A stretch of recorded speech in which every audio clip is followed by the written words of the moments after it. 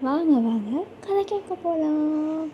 ஒரு நாள் சிறுத்தை பசியுடன் உணவை தேடியது. அப்போது ஒரு கருப்பு மானையும் புள்ளி மானையும் கண்டது. அவை இரண்டும் மலை அடிவாரத்தில் மேய்ந்து கொண்டிருந்தது. சிறுத்தை மிகுந்த எச்சரிக்கையுடன் மலை அடிவாரத்திற்கே சென்றது. ஆனால் எதை தாக்குவது என அது முடிவு செய்யவில்லை. அதே நேரத்தில் சிறுத்தையை பார்த்த மான்கள் இரண்டும் வேகமாக ஓடின. பிறகு அவை இரண்டும் ஒரு இடத்தின் இடது வலது பாதையில் ஓடின.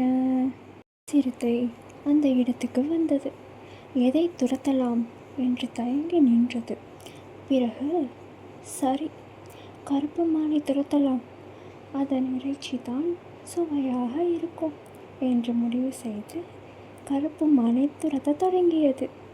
ஆனால் அதற்குள் அது தொலைதூரம் ஓடிப்போய் விட்டன.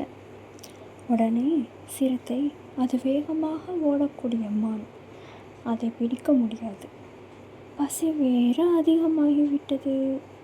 சரி, புள்ளி மானை பிடிக்கலாம் என்று தீர்மானித்து மற்ற பாதையில் ஓடியது.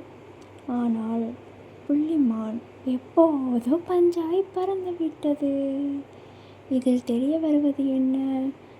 முக்கியமான நேரத்தில் முக்கியமான முடிவை விரைவாக எடுக்க வேண்டும்.